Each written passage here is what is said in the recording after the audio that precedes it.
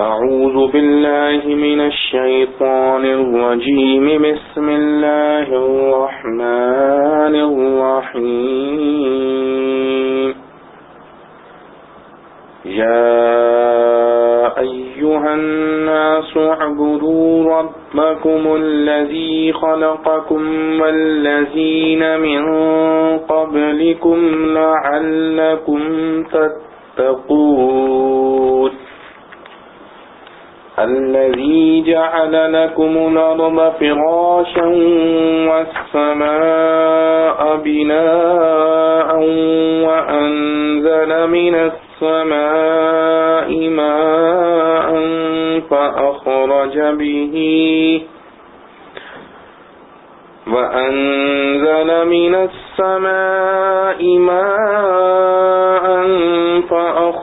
به من الثمرات رزقا لكم فلا تجعلوا لله أندادا وأنتم تعلمون.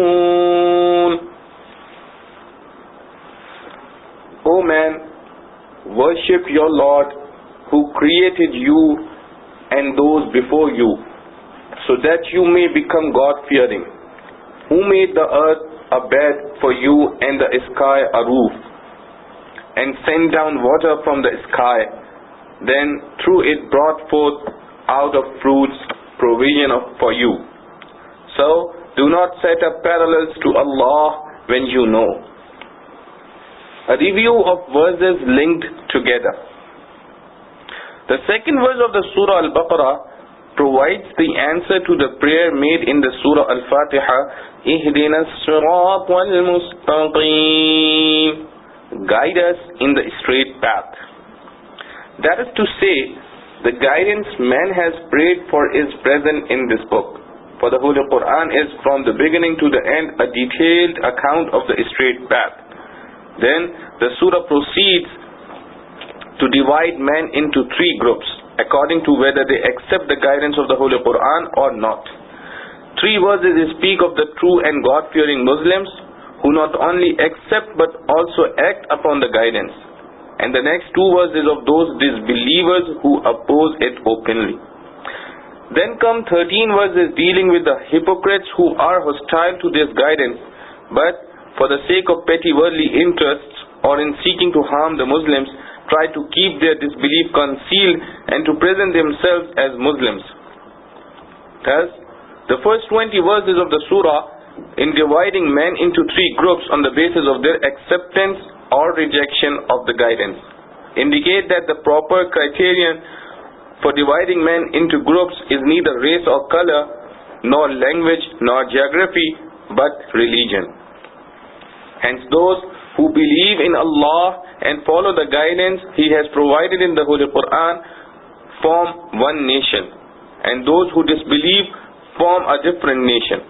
The Holy Quran calls the former the party of Allah and the latter the party of Satan. Then the present verses 21 and 22, addressing the three groups together, present the message for which the Holy Quran has been revealed, in asking men to give up the worship of created beings and to worship Allah alone. They adapt a mode of expression which not only makes an affirmation but also supports it with arguments so clear that even an average man, only if he uses his common sense, cannot help being convinced of the oneness of God.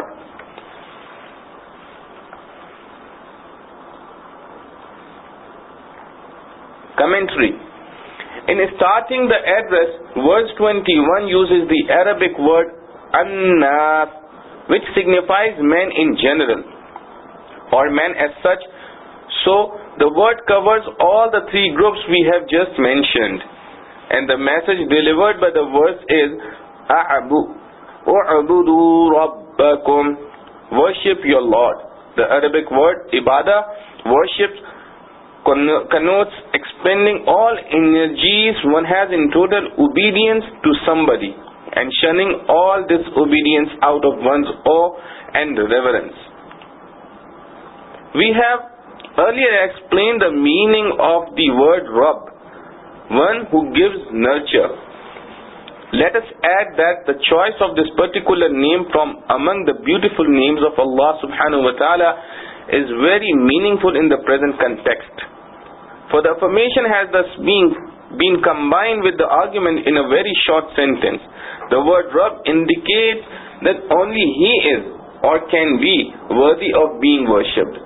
He is the final and absolute cause of nurturing man, who changes man through gradual stages of development from a drop of water into healthy, sentient and rational being, and who provides the means for his sustenance and growth.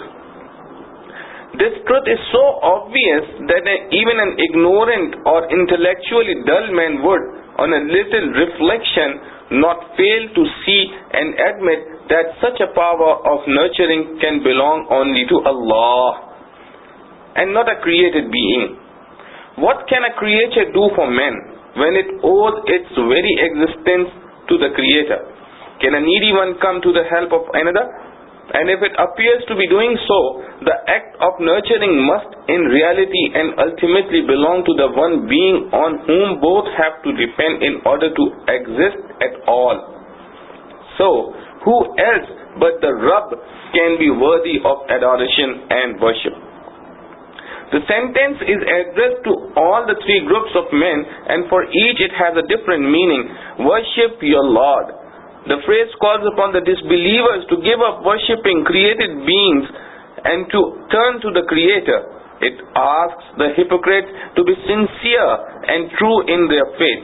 It commands the sinning Muslims to change their ways and try to be perfect in their obedience to Allah. And it encourages the God-fearing Muslims to be steadfast in their worship and obedience, and to make a greater effort in the way of Allah. The two verses proceed to enlarge upon the theme by specifying certain special qualities of the Rabb.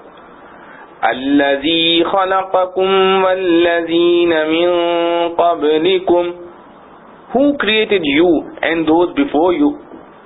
This is a quality which one cannot even imagine to belong to a created being, for it can pertain only to the Creator. That is, the quality of giving existence to what did not exist before, and of producing from the darkness and filth of the mother's womb a creature as lovely and noble as man.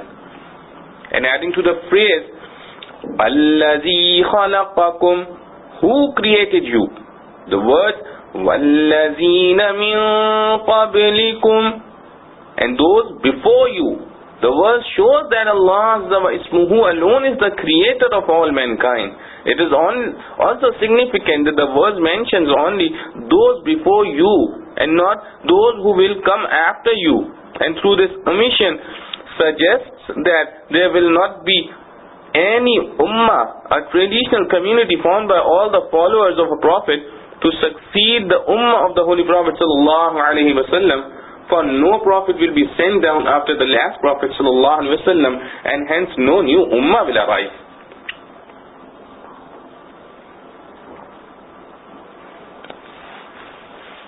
The final phrase of verse 21, لَعَلَّكُمْ تَتَّقُونَ, has been translated here as so that you may become God-fearing. It may also be translated to mean so that you may save yourselves from hell, or so that you may guard yourselves against evil. But the point is that one can hope to attain salvation in paradise only when one worships Allah alone and does not associate anyone else with Him. Before we proceed, we must clarify a very important doctrinal point. The phrase لَعَلَّكُمْ تَتَّقُونَ, which has been translated here as so that you may become God-fearing, employs the Arabic particle لَعَلَّ, which indicates an expectation or hope, and is used on an occasion when it is not definite that a certain action or event would necessarily be actualized.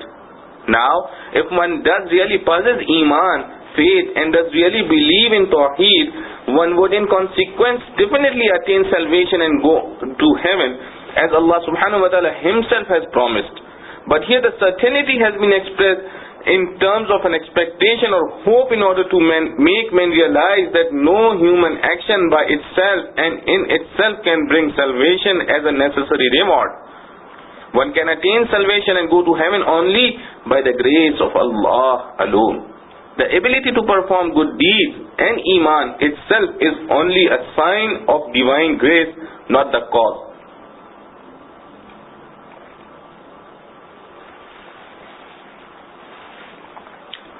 The next verse recounts some other qualities of Allah with regard to the act of nurturing.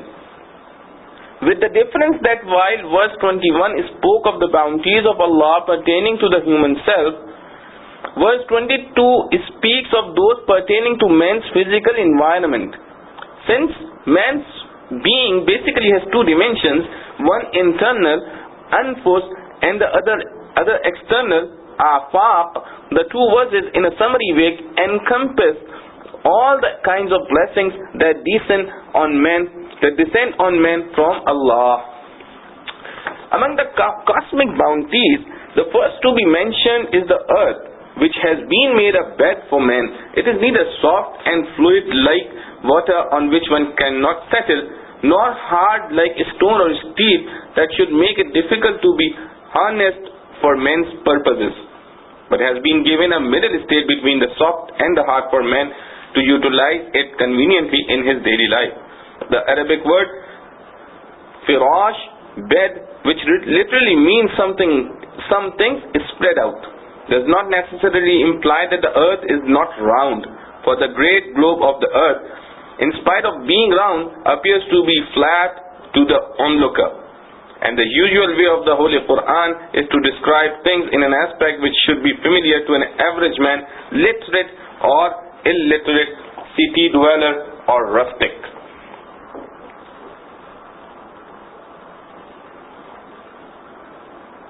The other bounty is that the sky has been made like an ornamented and beautiful ceiling. The third is that Allah subhanahu wa ta'ala sent down water from the sky. This again does not necessarily mean that water comes down directly from the sky without the medium of clouds. Even in everyday idiom, a thing coming down from above is said to be coming from the sky. The Holy Quran itself on several occasions refer to Allah subhanahu wa ta'ala sending down water from the clouds. أَأَنْتُمْ أَنزَلْتُمُوهُ مِنَ الْمُزْنِ أَمْ نَحْنُ الْمُنزِلُونَ?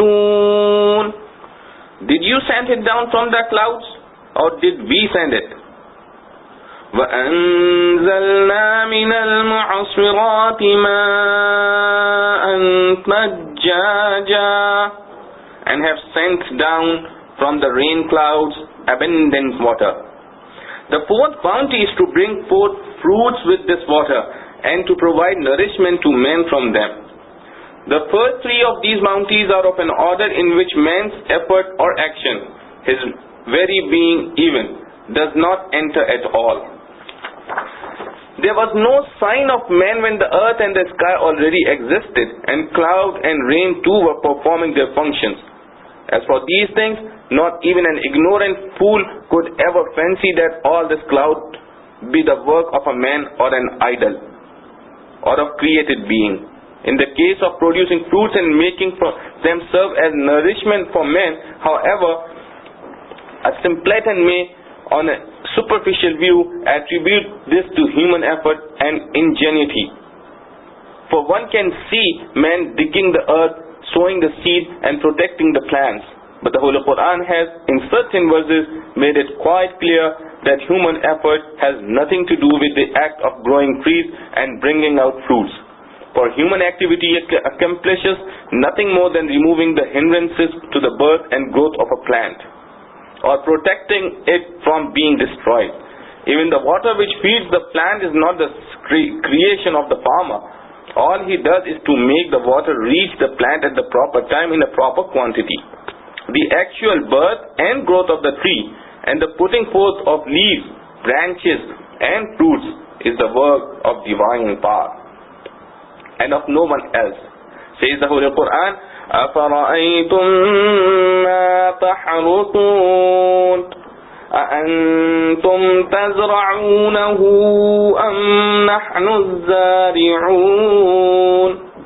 Have you considered the soil you till? Is it you that give them growth or we? The only answer which man can find to this question posed by the Holy Quran is that undoubtedly it is Allah alone who makes the plants grow. In short, this verse mentions 4 qualities of Allah which cannot possibly be found in the created being.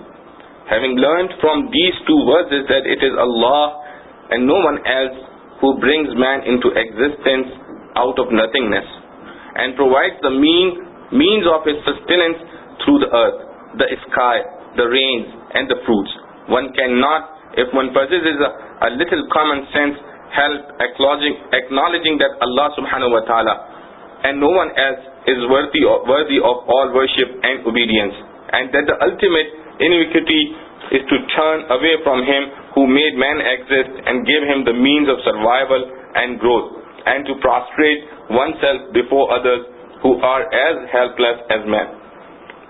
Allah has put man at the head of all His creatures so that the universe should serve them, while he should totally devote himself to the worship and remembrance of Allah and obedience to Him without distraction. But there are men so given to their indolence and ignorance that they forget the one God and in consequence have to serve a billion gods. In order to rescue man from the slavery to others, the Holy Quran says at the end of this verse, فَلَا تَجْعَلُوا لِلَّهِ أَنْدَادًا وَأَنْتُمْ تَعْلَمُونَ. So, do not set up parallels to Allah when you know.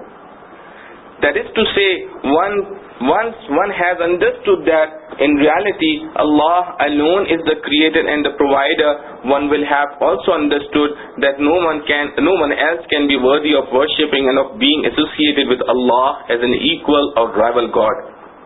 To sum up, these 2 verses call men to what is the essential purpose of sending down all the divine books and all the prophets: Tawheed, or the affirmation and the worship of the one God. Tawheed is a doctrine which has an all-pervading and radically transforming impact on every sphere of human life, internal as well as external, individual as well as collective. For once a man comes to believe that there is only one being who alone is the creator, the Lord and Master of the universe, who alone is all-powerful and ordains the slightest movement of the smallest atom, and without whom will no one can harm or do good to another. Such a man, rich or poor, in joy or sorrow, would always look only towards that one being and gain the insight to discover behind the veil of apparent causes the workings of the same omnipotence. In our modern worshippers of energy only had some understanding of the doctrine of Tawheed, they would easily see that power resides neither in steam nor in electricity, but that the source of all powers is the one being who has created steam and electricity. To know this, however, one must have insight. The greatest philosopher in the world, if he fails to see this truth, is no better than the rustic fool who saw a railway train move at the waving of a green flag and stop at the waving of a red flag, and concluding that it was the power of the green and red flags that controlled the movement of the huge train, made an obeisance to them. People would laugh at the rustic, for he did not know that the 2 flags are merely signs, while the train is actually run by the driver, or better still, by the engine. A more perspective observer would ascribe the function to the steam inside the engine, but he would believe in the one God, would laugh at all these wise men. For he can see through the steam, the fire and the water even, and discover behind the appearances the might of the one and only being who has created fire and water, and whose will makes them perform their allotted functions. The doctrine of Tawheed, a source of peace in human life. Tawheed, the most fundamental doctrine of Islam, is not a mere theory, but the only effective way of making man a man in the real sense of the term. It is his first and last refuge and the panacea for all his ills. For the essence of this doctrine is that very possible change in the physical universe, its very birth and death is subject to the will of the one and only being, and a manifestation of his wisdom. When this doctrine takes hold of a man's mind and heart and becomes his permanent state, all dissension ceases to exist and the world itself changes into a paradise for him, as he knows that the enmity of the foe and the love of the friend equally proceed from Allah, who rules over the hearts of both. Such a man lives his life in perfect peace, fearing none and expecting nothing from anyone. Shower him with gold or put him in irons. Shower with him gold or put him in irons, he would remain unmoved, for he knows where it comes from. This is the significance of the basic declaration of the Islamic creed, La ilaha illallah. There is no God but Allah. But obviously it is not enough to affirm the oneness of God orally. One must have a complete certitude and must also have the truth always present close to one's heart. For Tawheed is to see God as one, and not merely to say that He is one. Today, the number of those who can respect this basic formula of the Islamic creed runs to millions all over the world, far more than it ever did. But mostly, it is just an expense of breath. Their lives do not show the color of Tawheed or otherwise. They should have been like their forefathers, who were daunted neither by wealth nor by power, or neither by numbers nor by pomp, and show to turn their back upon the truth. When a prophet could all by himself stand up against the world and say, ثُمَّ كِيدُونِ فَلَا تُنظِرُونَ, so try your guile on me, then give me no respite. If the blessed companions and their successors came to dominate the world in a few years, the secret lay in this Tawheed, correctly understood and practiced. May Allah subhanahu wa ta'ala bless all the Muslims with this great gift. وآخر دعوانا أن الحمد لله رب العالمين.